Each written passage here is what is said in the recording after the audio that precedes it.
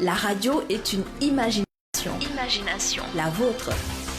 Bienvenue sur iRadio 90.3.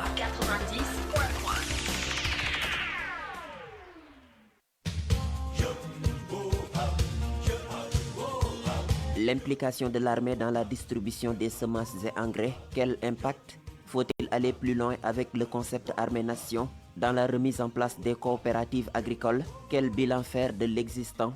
La décision du gouvernement d'arrêter les constructions sur beaucoup de chantiers à Dakar et certaines régions, quelles conséquences? La question foncière, pourquoi pose-t-elle toujours problème? Quels sont les enjeux et ramifications? Pour parler de toutes ces questions, l'Air du temps reçoit ce dimanche 5 mai 2024 Dr Ibrahima Ath, économiste agricole, chercheur à l'IPAR, spécialiste politique agricole et développement, et Papa Samba Ndiaye, aménageur, géographe, expert foncier, spécialiste en développement territorial. L'Air du temps, de 10h à 11h sur la 90.3, avec Alassane Samba Diop.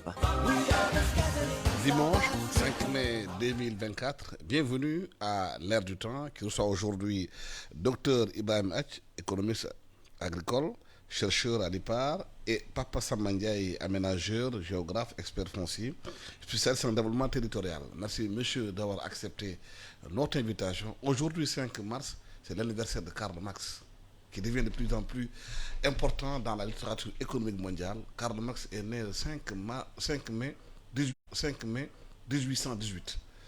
Ses écrits reviennent de plus en plus à travers le monde. Les gens revisitent aujourd'hui Karl Marx, qui est l'un des plus grands penseurs du monde concernant le capitalisme qui accapare le monde aujourd'hui. Le Sénégal a décidé, avec le Premier ministre Ousmane Sonko, d'inclure l'armée dans la logistique pour la distribution des semences et de l'engrais. Cette option a été saluée par beaucoup de Sénégalais. Monsieur Ibrahima Ath, quelle analyse faites-vous de cette décision du Premier ministre d'impliquer l'armée dans la distribution des semences, en disant que lui, ils ont constaté que les intermédiaires faisaient tout pour que les semences ne viennent pas directement auprès des paysans? Il y a toujours eu des problèmes par rapport à cela. L'hivernage va bientôt s'installer, nous sommes au mois de mai. En général, c'est fin juin, début juillet que la pluie s'installe. Comment peut-on analyser cette décision? Bonjour Alassane, c'est un plaisir de venir partager le plateau avec les auditeurs de ITV, iRadio, et de partager aussi le plateau avec mon frère et ami Pape Samba, qui est un expert reconnu sur les questions foncières. Des décisions ont été prises récemment par les autorités concernant cette campagne agricole. Ces décisions, pour les comprendre, il faut faire un retour en arrière. Il y a quelques années, je me rappelle en 2015, IPAR avait fait une étude sur la traçabilité des subventions. Et en son temps, nous avions alerté sur les détournements qui se faisaient, sur le manque de transparence, sur le fait que certaines subventions n'arrivaient pas aux petits producteurs. 3 années après, le Forum civil a repris le bâton de pèlerin, a partagé aussi les mêmes craintes. Il y a eu même un député de la majorité qui est intervenu pour confirmer tout cela, mais il n'y a pas eu une volonté politique en son temps pour juguler ce problème.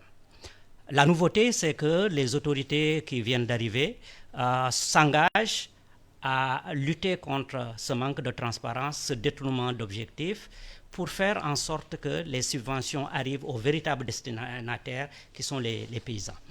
Et une des actions prises, c'est de confier cela à l'armée. Ma compréhension, c'est qu'on pense que l'armée, du point de vue logistique, a une bonne connaissance de ces questions logistiques, mais aussi le pays, la population, a une bonne image de l'armée en termes de rigueur, en termes de jubal, comme on dit, et on espère qu'en les impliquant, ces produits tels que les semences et les engrais vont arriver à destination. Mais si on fait une analyse beaucoup plus poussée, on peut se dire que oui, ça c'est une décision de court terme, parce qu'on est là confronté à une campagne qui arrive dans quelques semaines et il faut agir. Mais les véritables solutions se feront dans le moyen et long terme en mettant des mécanismes qui assurent la transparence dans ces distributions. Et parmi ces mécanismes, c'est de responsabiliser davantage les organisations de producteurs, les coopératives, toutes les structures qui travaillent avec les paysans pour faire en sorte que des structures, des groupes externes ne captent pas ces types de subventions. Et ce n'est pas la peine de réinventer la roue. Il existe des mécanismes aujourd'hui où des organisations de producteurs n'attendent pas l'État, ont des relations avec d'autres acteurs en aval et travaillent avec les banques pour prendre en charge la campagne, c'est-à-dire leur approvisionnement en intrants. Ces mécanismes existent et l'État doit soutenir ces mécanismes. En faisant quoi? En octroyant les subventions aux structures organisées et faire en sorte que le financement chaîne de valeur soit appuyé. En n'isolant pas seulement les coopératives, les organisations de producteurs, mais en les réfléchissant sous forme de chaîne de valeur. Et cela est possible parce qu'aujourd'hui, si je prends juste l'exemple du maïs, FEPROMAS n'attend pas l'État. Ils ont un système qui leur permet de faire en sorte que leurs producteurs puissent accéder à un crédit à la banque, puissent s'approvisionner en semences et en engrais à crédit et puissent rembourser au moment de la commercialisation de leurs produits. Ce type d'arrangement, il est possible aussi, il existe sur le riz, donc il est possible d'avoir ce type d'arrangement dans l'ensemble de nos filières les plus importantes. Deuxième élément sur lequel on doit insister, c'est qu'aujourd'hui, les mesures prises concernent essentiellement l'arachide. Or, notre agriculture, ce n'est pas seulement l'arachide. Lorsqu'on réfléchit notre agriculture, c'est la diversification, nous devons réfléchir à l'alimentation. Et en réfléchissant à l'alimentation, on pense à ce que le consommateur doit manger, qui est bon, et on essaie de voir comment répondre à cela. Et c'est dans ce contexte que définir une stratégie politique, une stratégie alimentaire pourrait aider nos autorités à pouvoir atteindre leurs résultats en permettant à l'État de jouer son rôle, qui est un rôle de régulation, un rôle de travail autour de l'environnement, un rôle de prise en charge de certains aspects clés comme les infrastructures, un rôle d'incitation, créer les incitations pour que les acteurs privés jouent leur rôle. Donc c'est là où on attend l'État, mais ça peut se faire dans le moyen terme et je pense que dans les mois à venir, nous allons aller vers la définition d'une politique agricole ou d'une politique alimentaire qui permette d'avoir une stratégie claire pour tous les acteurs.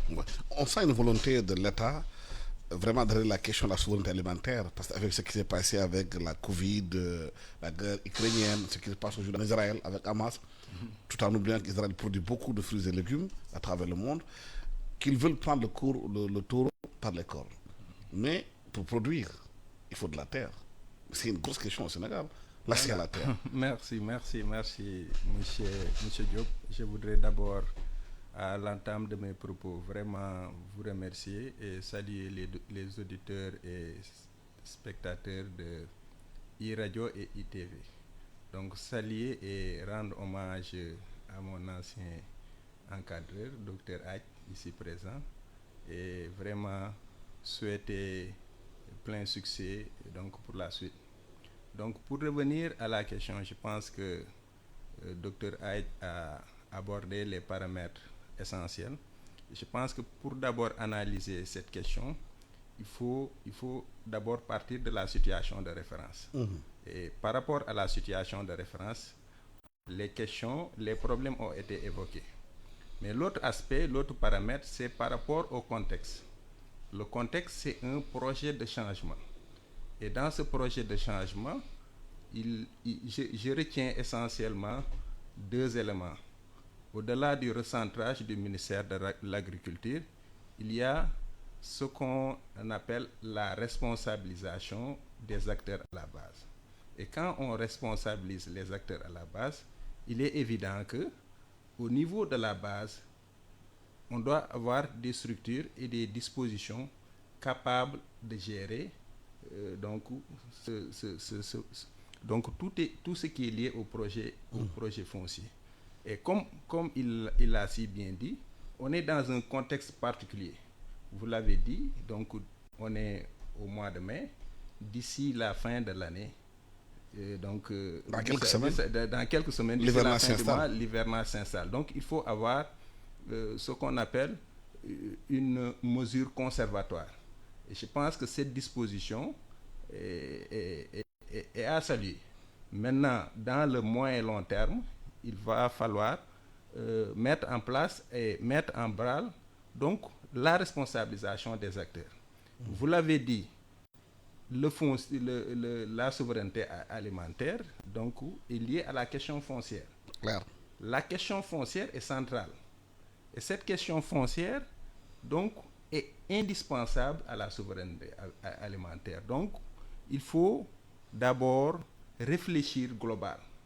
Parce qu'aujourd'hui, le véritable problème du foncier, c'est d'abord les aspects liés à la sécurisation sociale. C'est-à-dire ?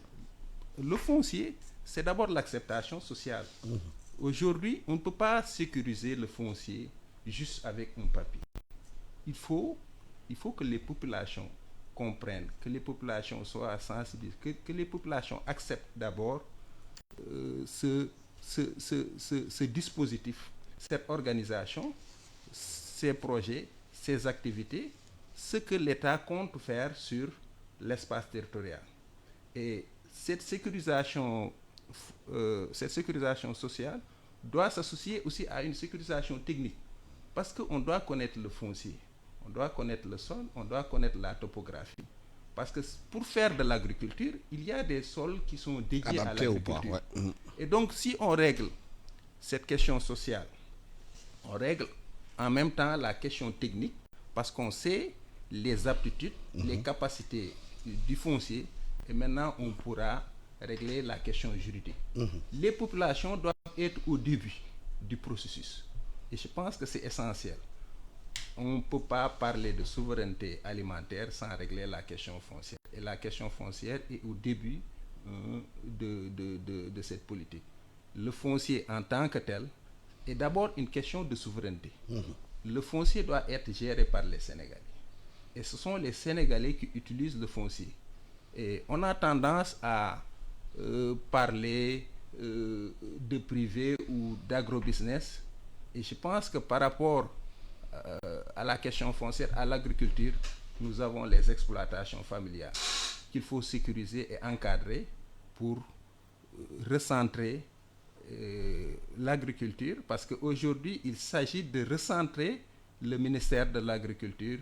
Et dans ce recentrage, il y a un élément essentiel qui consiste à responsabiliser davantage les agriculteurs. Et je pense que de ce point de vue, c'est extrêmement important. Oui, le gouvernement parle de la mise en place de coopératives agricoles communales. Mais beaucoup se demandent, est-ce qu'il n'y a pas d'abord des coopératives sur place? Quel a été le bilan qui a été fait? Est-ce qu'on a fait le diagnostic de ces coopératives avant de lancer de nouvelles coopératives communales qui doivent travailler sur 200 hectares? Alors, la question qu'on doit se poser, c'est pour régler quoi? Pour régler quel problème? L'action collective est toujours importante pour prendre en charge les problèmes qu'on ne peut pas régler individuellement. Et c'est pourquoi l'approvisionnement, par exemple, pour produire, souvent est réalisé en commun. Donc, on s'associe parce qu'individuellement, nous n'avons pas les pouvoirs d'avoir la confiance de la banque pour pouvoir avoir le crédit. Donc, on s'associe. Maintenant, la forme d'organisation peut être différente. Oui.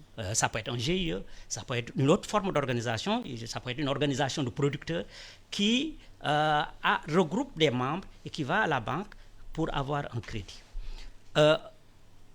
Il y a des expériences aujourd'hui qui marchent. Des expériences coopératives. Si vous prenez par exemple le réseau des coopératives de producteurs semenciers, qui a été mis en place dans les années, à la fin de 2009-2010, avec l'appui de partenaires au développement et de l'ASPRODEP, essentiellement autour de l'arachide. Ces coopératives fonctionnent et l'essentiel des semences aujourd'hui d'arachide sont produites par ces coopératives-là.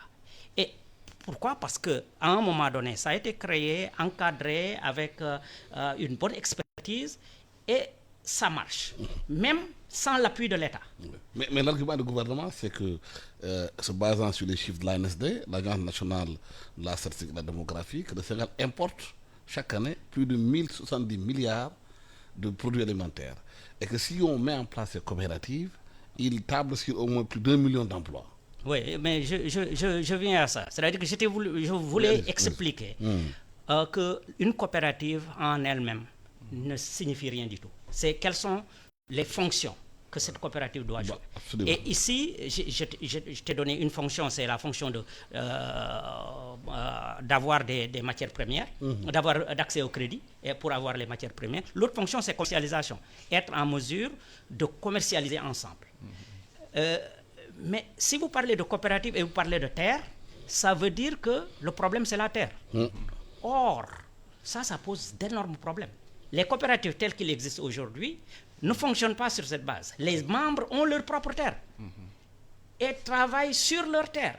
Aujourd'hui, si vous voulez vous engager sur des coopératives pour mobiliser 200 hectares, vous avez tout un problème. Comment vous allez avoir ces 200 hectares? Qui va les gérer? Qui possède quoi? On n'est plus à l'ère où on est au communisme ou au communautarisme.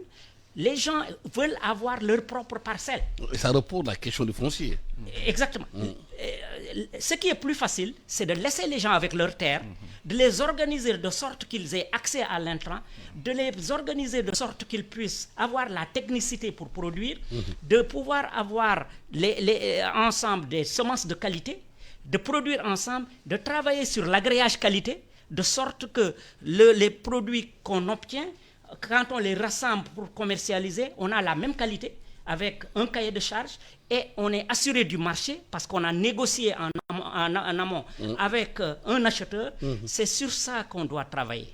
Mais si on veut s'engager sur la délimitation de terres, etc., on va vers de gros problèmes à ce niveau-là. Ouais, la question foncière revient, comme vous l'avez dit tout à l'heure, voilà, ou dans certaines contrées où les gens disent c'est la terre de mon père, c'est la terre de mes parents, personne ne doit rien y faire, il y a des conflits même dans les familles sur la gestion du foncier. Effectivement, ce qu'il faut éviter, c'est de partir du haut. Je pense que, comme l'a dit le docteur Hadj, il faut partir de la base. La base, c'est quoi? Qu'est-ce qui existe actuellement au niveau des communes? On ne peut pas dire que... des assises de l'agriculture. Voilà. On ne peut pas justement venir dire que, bon, dans chaque commune, 200 hectares. Bon, une moyenne. Parce que les communes, c'est des situations différentes. C'est du foncier différent. C'est des réalités différentes. Et à partir de la base, voir ce qui est possible. Et ce qui est possible aujourd'hui, c'est qu'il y a des exploitations familiales. C'est un aspect important. On peut développer aussi des exploitations plus grandes. Aujourd'hui, on parle de 200. Il est possible d'avoir plus ou moins dans certaines zones. Et développer aussi un partenariat gagnant-gagnant entre des Sénégalais qui veulent investir et des populations locales qui ont du foncier et qui ont des difficultés pour la mise en valeur. Et je pense que de ce point de vue, il y a un travail préalable à faire. La question foncière, c'est une question de proximité. Pour gérer le foncier, on ne peut pas gérer le foncier à partir de Dakar. Chaque commune a ses réalités. Il faut que... Donc il faut adapter la politique foncière en fonction des communes. En fonction des communes et des réalités sociales. Aujourd'hui, le foncier de Djembereng est différent du foncier de Fongolembi que je connais bien et du foncier de Ndiaben Gandiol. C'est des réalités différentes. On ne peut pas imposer une même approche. Il faut partir de la base. Parce que dans le Nord, il y a une expérience qui est développée, il y a des inventaires qui ont été effectués. On sait vraiment la situation des exploitations familiales. On a une évidence cadastrale des communes. On sait qu'est-ce qui est possible et qu'est-ce qui n'est pas possible. Dans certaines communes, je prends l'exemple de Gandiol ou de Fass, il est possible d'avoir même 500 hectares pour développer l'agriculture. Mais dans une commune comme Ronk, mais il est presque inexistant. Tout le foncier a été affecté.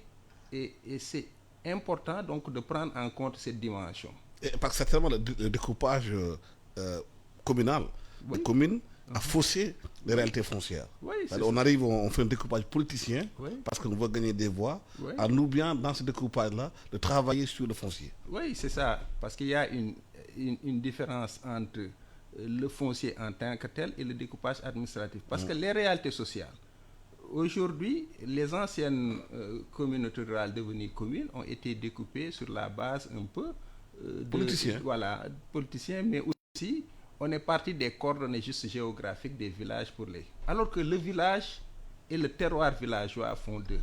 Et c'est important de faire un peu cette différenciation. Le foncier, c'est aussi une question de représentation. Qu'est-ce que le foncier représente dans une commune? Quelle est la valeur foncière de la commune? L'attachement des populations au foncier. C'est extrêmement important. Et c'est pour cela que pour aborder cette question, nous faisons référence d'abord aux situations, aux pratiques et aux typologies des situations sur la question foncière. Je pense qu'il y a une question aussi qui a été abordée par rapport à l'expérience agricole. Donc j'ai eu la chance de travailler avec un projet du ministère de l'Agriculture, le POGV, projet d'organisation et de gestion villageoise, où même les centrales d'achat ont été développées. C'est une expérience vraiment innovante.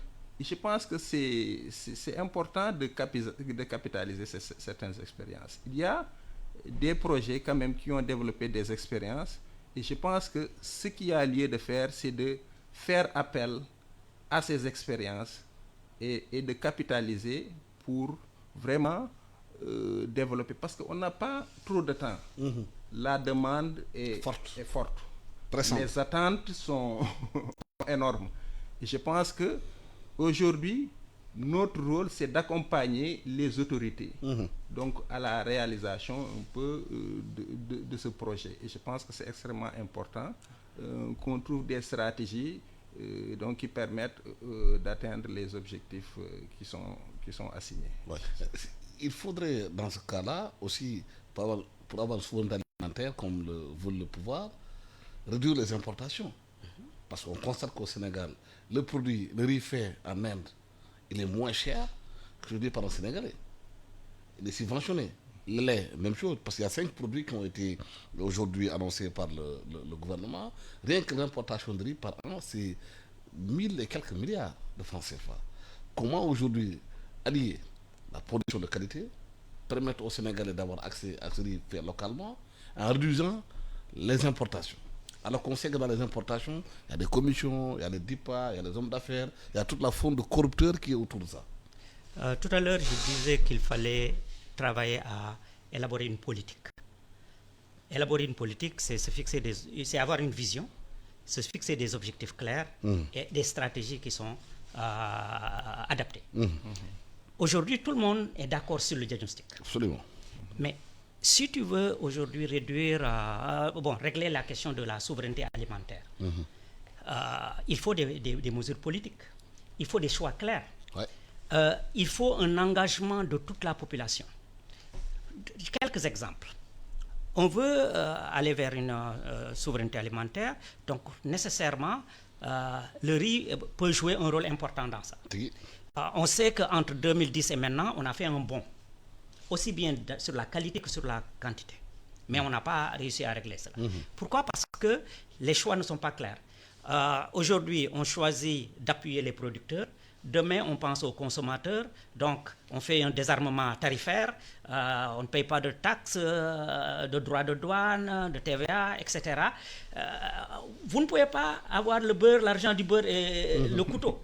Il faut des choix clairs de moyen terme et se dire, nous voulons arriver à une souveraineté.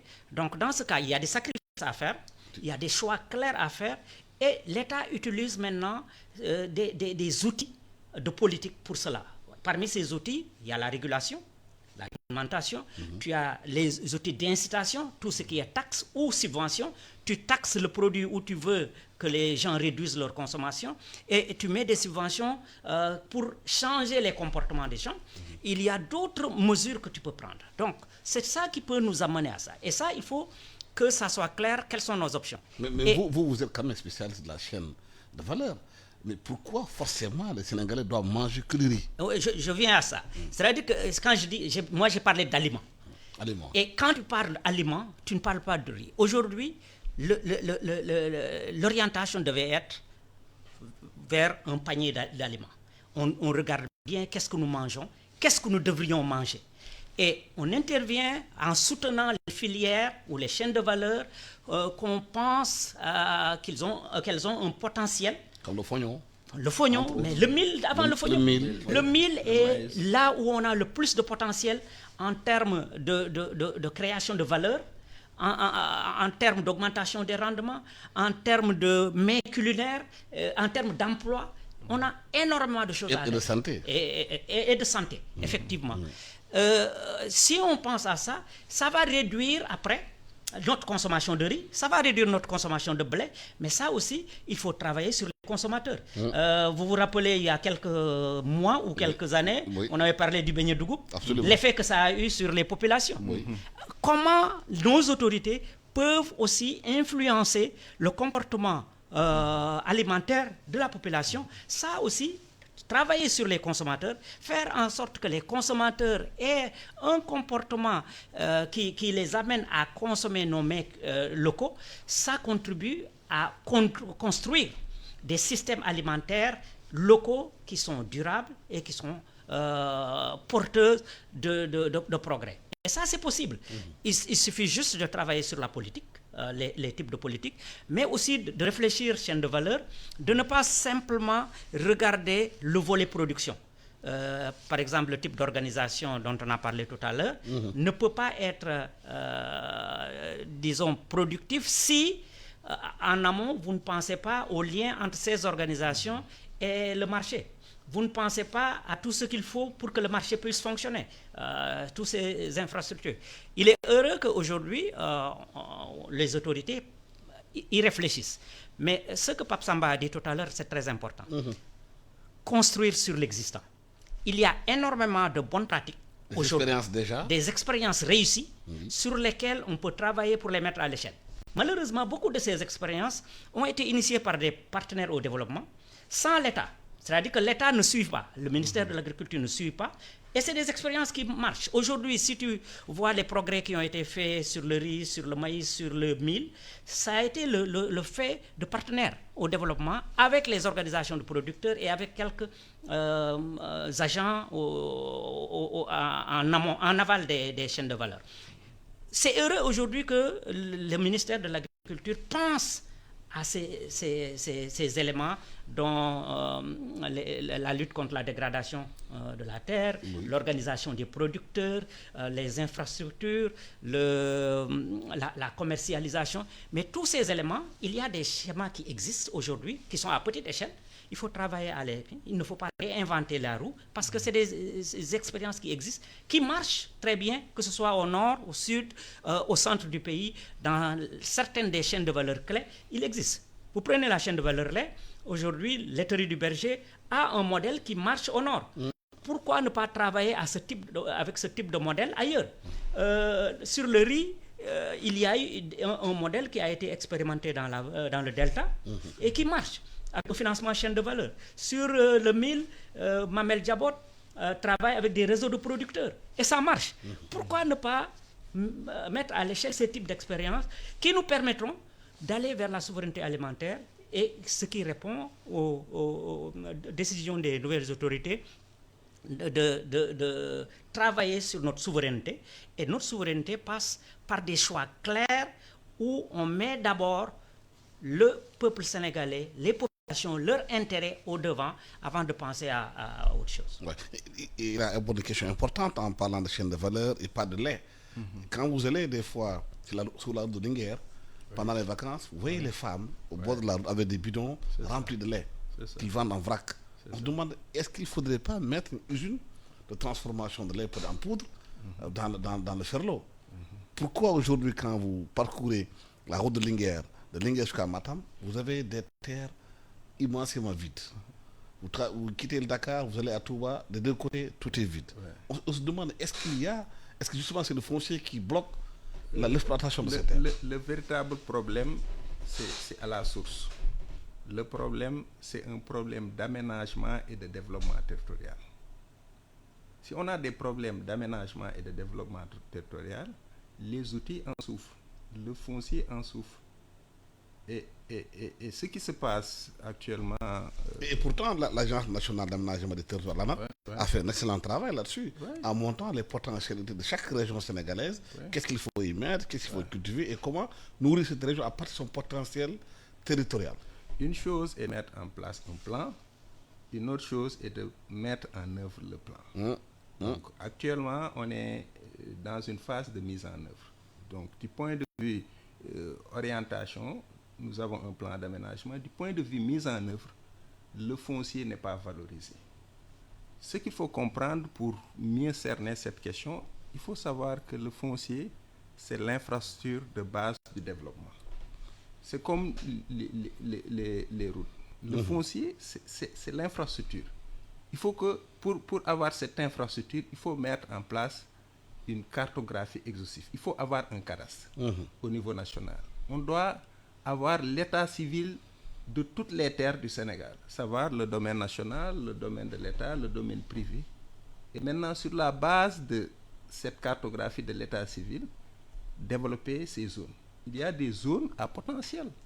Aujourd'hui, avec, on parle souvent de partenaires privés, mais avec un partenariat avec la diaspora, parce qu'il y a des Sénégalais qui attendent juste ces opportunités pour promouvoir le développement. Parce que quand vous traversez la route de Linguère, quand même, jusqu'à Matam, vous avez pincement au cœur. On se donne écouter toutes ces terres qui sont là. Qu'est-ce qu'on fait avec? Moi, quand même, j'ai la chance de faire le tour du Sénégal. Vous allez à Djimbering, mais c'est extraordinaire. Vous allez dans le Sédhiou, vers Djirédi, mais c'est extraordinaire. C'est un potentiel énorme.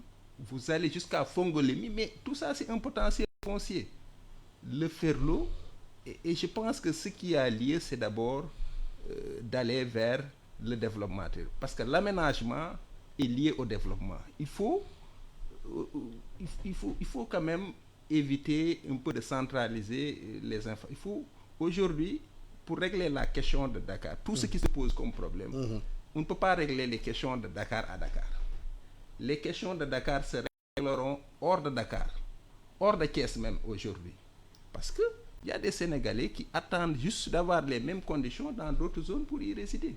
Il faut investir. Il faut investir, il faut développer, dans le terroir. Il faut mettre des infrastructures de développement dans ces zones. Et ça, c'est extrêmement important. Aujourd'hui, nous avons un potentiel énorme. Il y a des zones qui, du point de vue foncier, qui du point de vue environnement, qui du point de vue climat, mais dépassent Dakar de loin. Mais si vous allez dans ces zones, mais il n'y a rien. Et je pense que c'est important donc de promouvoir et d'aller vers la mise en œuvre du plan d'aménagement, de l'aménagement du territoire. Développer des infrastructures qui attirent. Parce qu'aujourd'hui, mais tout ce qui valorise la zone de Thiès, le problème, mais c'est l'aéroport. C'est l'aéroport. Ce même problème qu'on a à Mbourkat, qui est lié un peu à l'empiètement sur la forêt classée de Thiès. Mais ce même problème est actuellement à Richard Toll. Il y a l'empiètement de la forêt classée qui se trouve à Richard Toll. Vous allez à Podor, Pathé Gallo. Il y a l'empiètement sur la forêt classée de Pathé Gallo. On n'en parle pas parce qu'il n'y a pas trop d'enjeux. Aujourd'hui, l'enjeu de Mbourkat, c'est l'aéroport. Parce qu'il y a des infrastructures qui développent des externalités positives. Qui passe dans la déconcentration. Voilà, c'est ce qui développe et ce qui réglera les problèmes fonciers. Vous parlez tantôt de Linguère. Il y a des infrastructures, une fois réalisées dans cette zone, vont promouvoir le développement, mais aussi faire de telle sorte que les jeunes restent dans ces zones et arrivent à développer des activités. Et je pense que c'est comme ça qu'on pourra régler de façon globale cette question. M. H, ça pose, quand il dit que le problème de Dakar sera réglé par les régions et l'entrée du pays, ça nous amène au débat concernant aujourd'hui le foncier à Dakar. On a vu la décision du gouvernement d'arrêter les constructions sur le littoral, sur beaucoup d'autres chantiers. Quelles conséquences cela peut avoir? D'abord, je pense que c'est une bonne mesure. pour y voir plus clair, parce que malheureusement, dans ce pays, nos élites, par leur positionnement, par leur position, accaparent des ressources publiques et les privatisent. Et ça, ça ne date pas d'aujourd'hui, c'est quelque chose qu'on vit depuis très longtemps. Et je pense que de plus en plus, on doit aller vers une transparence pour voir comment ce foncier est fait.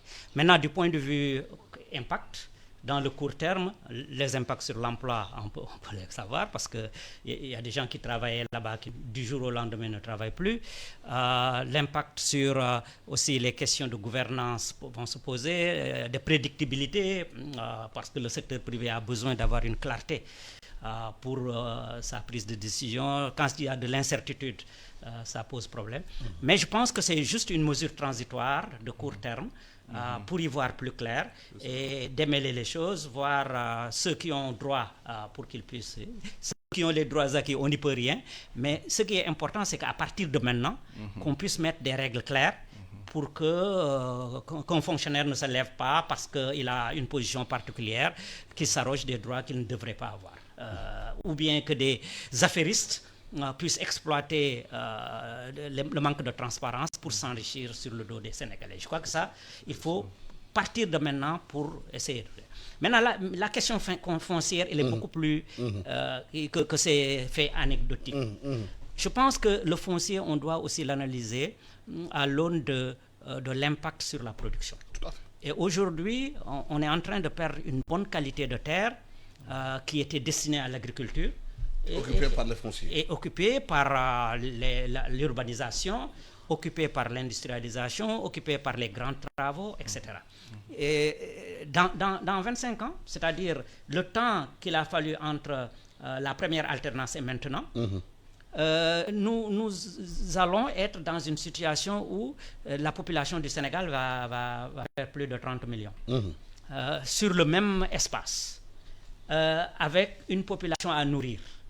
Si nous devons nourrir cette population avec le même foncier qui se dégrade tous les jours, où les meilleures terres sont perdues pour l'agriculture, je crois que ça doit nous faire réfléchir. On doit réfléchir à mettre en place des mécanismes qui puissent préserver le foncier agricole. Et ce n'est pas les questions de rendement économique qui peuvent le justifier. Parce que quand tu dois mettre un immeuble ou bien réserver ça à l'agriculture, la décision est vite faite. Tu mets un immeuble. Or, sur le long terme, c'est l'agriculture qui va nourrir les Sénégalais. Donc, il faudrait qu'à ce niveau, qu'on puisse réfléchir à faire en sorte que le foncier là soit préservé, à faire en sorte que dans les zones urbaines et périurbaines, qu'on puisse vivre avec l'arbre et qu'on puisse faire de l'agriculture urbaine. Qu'on ne mette pas seulement du béton, qu'on artificialise tout et qu'on mette partout du béton. Je crois que nous devons réfléchir à ça, sur ces questions urbaines. À Dakar, c'est pratiquement partout du béton, parce que même les zones d'aménagement, les zones vertes qu'on donnait dans les quartiers sont occupées maintenant par tout le monde. Le littoral, c'est une grosse question qui est là. Pourquoi le foncier aujourd'hui à Dakar semble être une bombe? Bon, pour en revenir, il faut d'abord saluer vraiment la décision des autorités de suspendre. Parce qu'il ne s'agit pas d'arrêter. Parce que quand on traduit en Wolof, on dit que Dakal Naïko. Alors que Ndegendikou le. Je pense que c'est important du point de vue communication de lever l'équivoque à ce niveau. Maintenant, pour en revenir à la question posée, c'est qu'on met en place des outils, des mécanismes, mais sans les respecter. Et je pense, comme l'a dit le professeur docteur Aït, je pense qu'il faut changer de paradigme. Et comme on le dit, la récréation est terminée. Donc, on doit avoir un système d'information foncière. Aujourd'hui, le système devait nous dire exactement sur le territoire national combien on a au mètre carré du domaine national, combien on a au mètre carré dans le domaine de l'État, dans le domaine maritime, dans le domaine privé. Et ça, la digitalisation doit y aider. La digitalisation doit y aider parce que quand on met un système d'information, on met la transparence en avant. il est évident que, certains, la transparence ne les arrange pas. Pour gérer le foncier, il faut de la transparence. Pour gérer le foncier, il faut mettre en place des outils, des mécanismes, un encadrement. Mais le problème, c'est qu'il y a certains Sénégalais qui s'enrichissent gravement avec le foncier. Oui, ça, nous l'avons constaté et c'est très déplorable. Il y a un accaparement et certains, donc de par leur position, s'accaparent des terres. Et je pense qu'aujourd'hui, il y a un élément fondamental. Quand on dit qu'il faut réconcilier l'administration et les citoyens, c'est un élément fort. Mais comment le faire? On le fait en changeant de paradigme, on le fait quand même en mettant en place des mécanismes. Il faut que le public ait accès à l'information.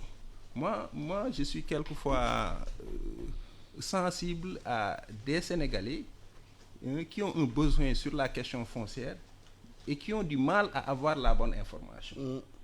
Et quand vous n'avez pas la bonne information, vous avez du mal à investir. Et l'investissement, c'est ce qui développe le Sénégal. Quand les Sénégalais trouvent des conditions, trouvent un encadrement, un environnement qui permet d'investir là, vraiment... Pourtant, il y a une loi qui a été votée à l'Assemblée nationale sur l'accès à l'information.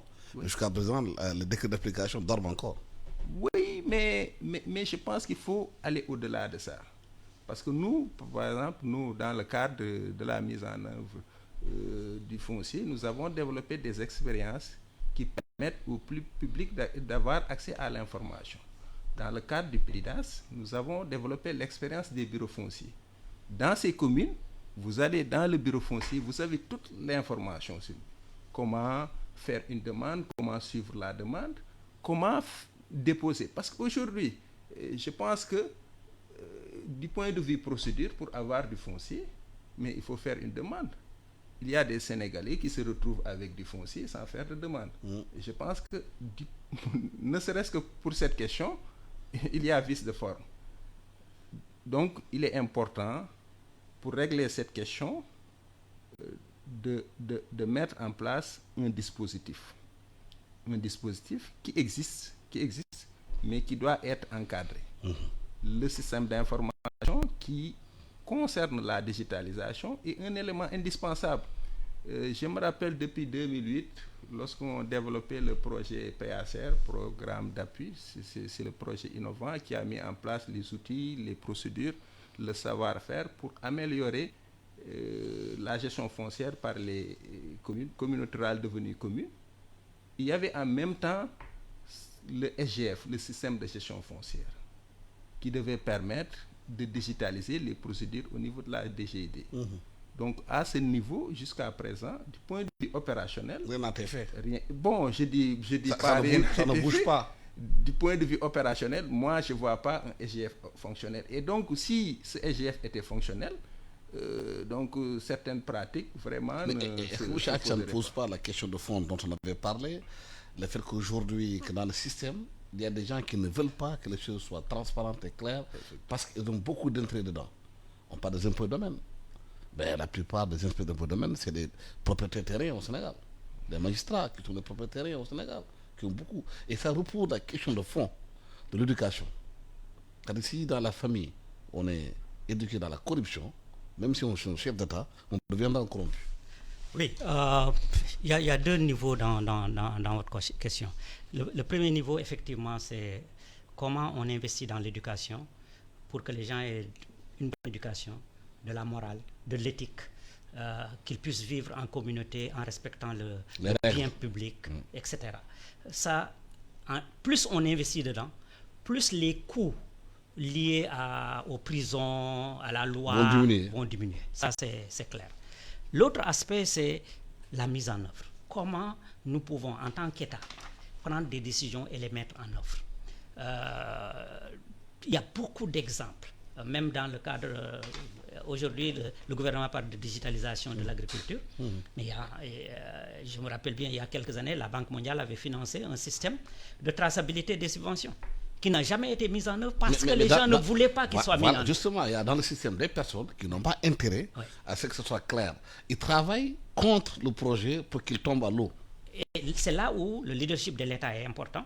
Le fait qu'aujourd'hui, au moins, on pense qu'il y a des dirigeants qui veulent qu'il y ait transparence, je crois que c'est une fenêtre d'opportunité à ne pas rater.